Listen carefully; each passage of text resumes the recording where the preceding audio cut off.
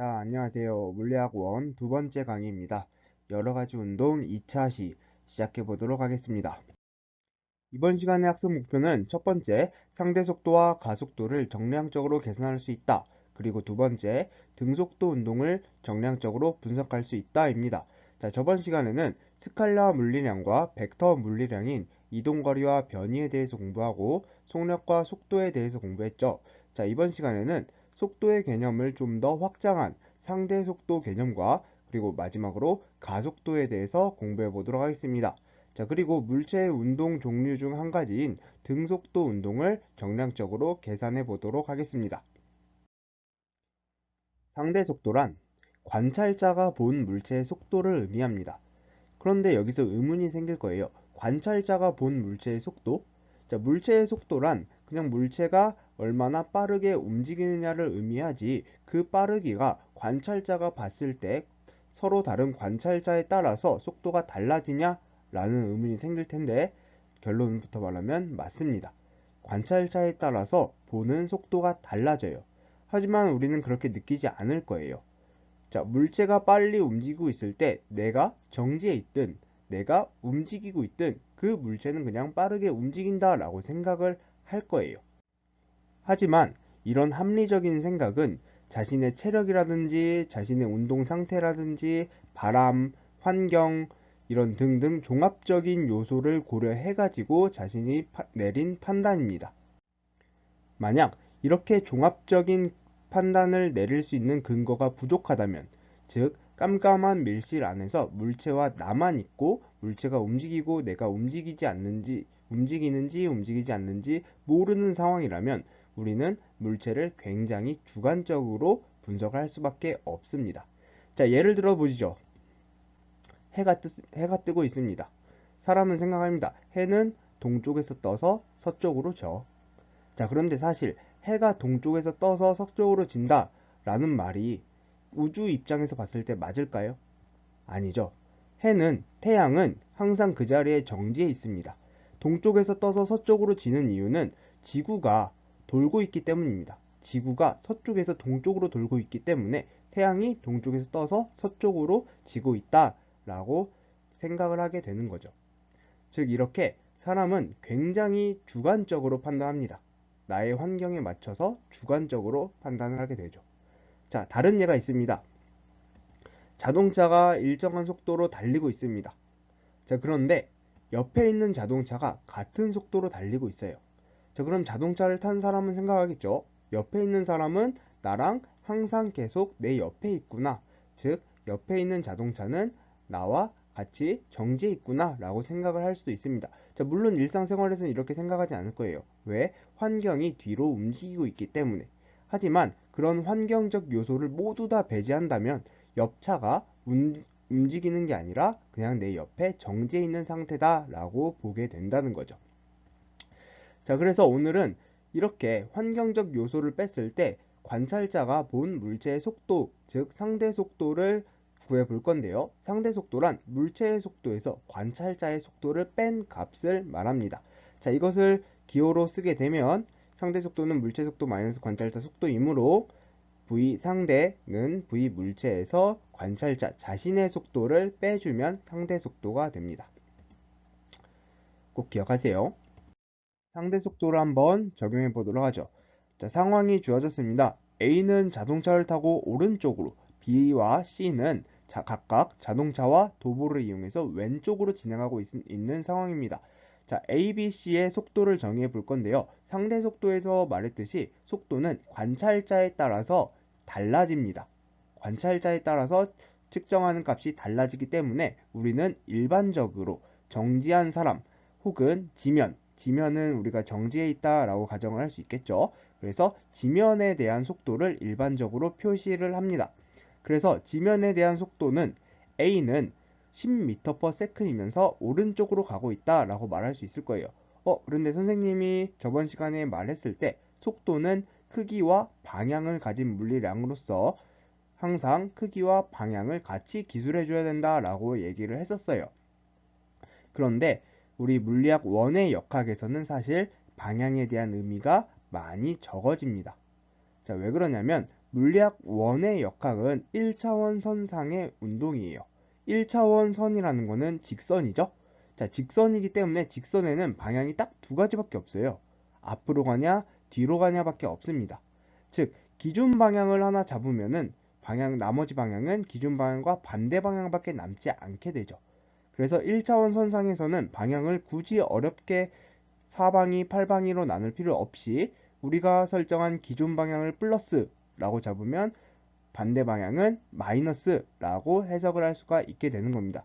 즉 A의 속도를 플러스 10m/s다 라고 하는 거는 지금 기준 방향을 오른쪽으로 잡았을 때 A는 오른쪽으로 10m/s로 가고 있다라는 해석이 될 수 있겠죠. 자, 그럼 B의 속도는 몇일까요? 기준 방향과 반대 방향으로 15m/s니까 B의 속도는 마이너스 15m/s다 라고 얘기할 수 있습니다. 자, 그럼 마지막으로 C는 마이너스 5m/s다 라고 얘기할 수가 있겠죠. 자, 그럼 이 상황을 A, B, C가 각각 관찰자가 되어서 각각의 속도를 어떻게 계산하는지 한번 보도록 합시다. 첫 번째는 A가 본 속도, A 먼저 해볼게요. 자, 상대 속도의 재밌는 점은 항상 자신의 속도를 빼기 때문에 항상 자기가 자신을 볼 땐 자기는 정지해 있다 라고 생각을 할 수가 있게 되는 겁니다. 즉, A의 속도는 오른쪽 10에서 다시 자신의 속도를 빼주기 때문에 0이 되겠죠. 자신은 정지해 있다 라고 생각을 하는 겁니다. 자, 그럼 A가 본 B의 속도는 어떻게 계산할까요? B는 마이너스 15m/s, 즉 왼쪽으로 15m/s로 가고 있었어요. 거기다가 자신의 속도 10m/s를 빼니까 마이너스 25m/s가 됩니다. 즉 A가 B를 봤을 때는 정지한 사람이 봤을 때보다 B가 자신한테 훨씬 더 빠른 속도로 오고 있다라고 느끼게 되는 거죠.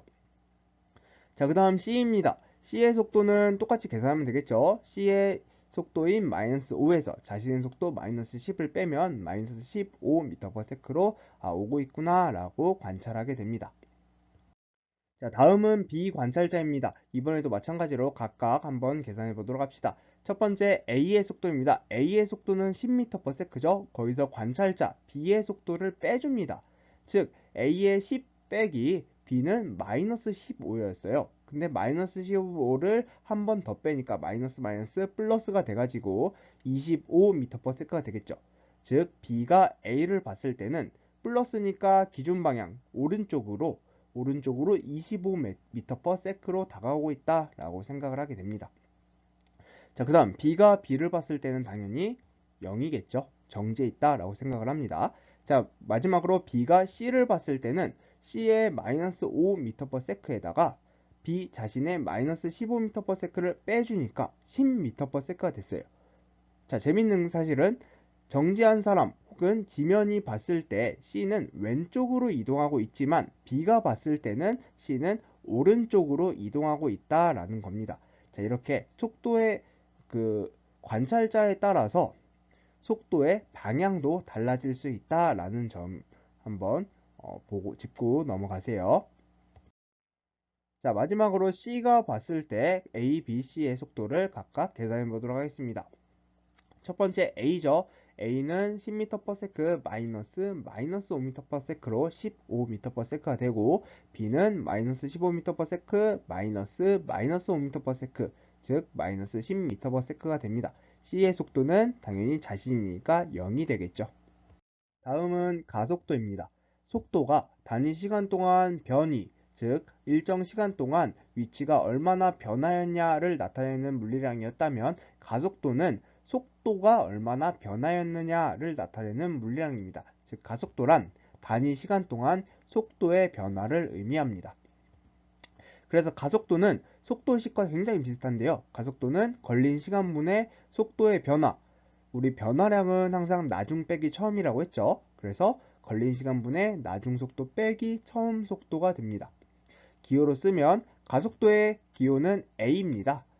악셀레이션을 해가지고 A라고 하고 A는 델타 T분의 델타는 변화량이죠. 시간 변화량분의 델타 V 속도의 변화량이다. 자, 처음 속도를 V0, 처음 시간을 T0라고 하면 T-T0분의 V-V0다. 자, 단위는 미터/세크의 제곱이에요. 속도의 단위가 미터/세크인데 그걸 시간, 세크로 한 번 더 나눠줬습니다. 그래서 다니는 미터 퍼 세크의 제곱이 되겠습니다. 자, 그럼 가속도를 한번 상황에 적용해 보도록 하겠습니다. 상황은 이렇습니다. A와 B가 자동차를 타고 움직이고 있는 상황이고, 현재 A와 B는 10m/s로 같은 속도로 지금 진행하고 있습니다. 그런데 A는 가속도의 방향이 속도의 방향과 반대 방향이고, B는 가속도의 방향이 속도의 방향과 같습니다. 그래서 A는 1초 후에 5m/s가 되었고 B는 1초 후에 15m/s가 된 상황입니다. 자, 이때 A의 가속도 먼저 구해보도록 할게요. 가속도는 걸린 시간분의 속도의 변화량이니까 걸린 시간 1초 분의 속도의 변화량은 나중 빼기 처음입니다. 즉 나중 5m/s 빼기 처음 10m/s를 해주면 마이너스 5m/s 제곱이 되겠죠. 자, 그럼 B의 가속도입니다. B도 똑같이 구할 수 있겠죠? 걸린 시간은 1초고 15m/s 빼기 10m/s 계산해서 5m/s의 제곱이 될 겁니다. 자, 그래서 A의 가속도는 마이너스 5m/s 제곱이고 B의 가속도는 5m/s 제곱입니다. 그런데 A의 가속도는 음수예요. 자, 저기서 마이너스의 의미는 무엇일까요? 그렇죠. 마이너스의 의미는 기준 방향과 반대 방향이다 라는 의미가 되겠습니다. 수학에서의 마이너스는 음수, 음의 영역으로 고려가 되지만 물리학 원에서의 마이너스는 음수가 아닌 방향의 의미를 갖고 있기 때문에 이 점은 꼭 유의하셔야 합니다. 마이너스는 물리학 원에서는 방향입니다. 방향, 기준 방향과 다르다라는 의미입니다. 자, 그런데 A와 B는 처음 시작할 때 기준 방향으로 10m/s를 가고 있었어요. 그런데 A는 기준 방향과 반대 방향으로 가속이 되었고 B는 기준 방향과 같은 방향으로 가속이 되었습니다. 즉, 가속도와 속도의 방향이 같으면 속력은 증가하고 가속도와 속도의 방향이 반대면 속력은 감소합니다. 자, 그 다음은 우리가 오늘 배울 마지막 개념 등속도 운동입니다. 등속도 운동이랑 같을 등 속도 해가지고 속도가 일정한 운동을 말합니다. 자, 그런데 속도의 개념은 뭐죠? 속도는 물체의 빠르기와 운동 방향을 모두 포함한 물리량입니다. 그렇기 때문에 등속도 운동이란 물체의 빠르기와 운동 방향이 모두 변하지 않는 운동이에요. 우리가 일상생활에서 볼 수 있는 운동 중에 가장 우리가 분석하기 쉬운 운동이다라고 할 수 있습니다. 자, 그럼 등속도 운동이 일상생활에서 어디에서 일어나냐? 바로 컨베이어 벨트입니다. 자, 공항 같은 데 가게 되면 이런 컨베이어 벨트에 캐리어나 짐들을 운반하는 모습을 볼 수 있겠죠. 자, 이런 물체들의 운동을 분석할 건데, 그런데 사실 물체들의 운동을 분석할 때 우리가 필요한 데이터는 뭐가 있을까요? 그때그때 시간에 따른 위치 데이터 혹은 시간에 따른 속도 데이터 같은 게 있어야겠죠. 그래야지 분석할 수 있을 겁니다. 자, 그런데 사진은 특정 장면만을 보여주기 때문에 굉장히 비효율적이에요. 그렇다고 해서 일일이 어느 매 순간 기록한 표도 굉장히 비효율적인 데이터입니다. 연속적으로 나타낼 수 없기 때문에. 그래서 항상 우리는 무엇을 알아야 되냐? 그래프를 알아야 됩니다. 그래프는 시간에 따라서 연속적인 데이터를 표현할 수가 있죠. 그래서 우리는 물체의 운동을 분석할 땐 항상 그래프를 그리게 될 겁니다. 자, 등속도 운동이기 때문에 시간에 따른 속도 그래프를 보도록 할 겁니다. 항상 X축은 시간으로 잡고 Y축은 그때그때 변수를 잡으세요. 자, X축 시간에 따라서 Y축 속도의 그래프인데요. 자, 등속도 운동이란 시간에 따라서 속도가 변하지 않기 때문에 자, 이렇게 어떤 특정한 값 V0라는 특정한 속도로 일정하게 유지되는 그래프가 나올 겁니다. 자, 어떤 특정 시간을 t0라고 기준을 잡고 이 면적에 대해서 한번 분석을 해볼게요. 면적은 v0 곱하기 t0 직사각형의 면적을 구하듯이 구할 수가 있습니다.